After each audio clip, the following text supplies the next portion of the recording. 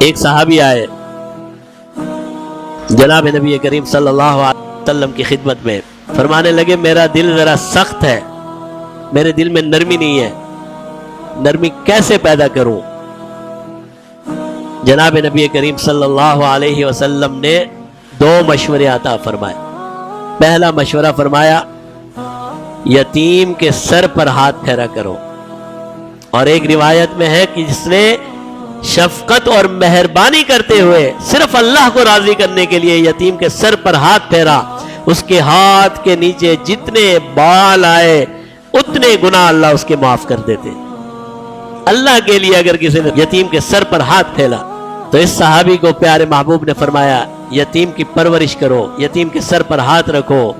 اور مسکین کو کھانا کھلاؤ، اللہ تمہارے دل میں نرمی پیدا کر دیں گے۔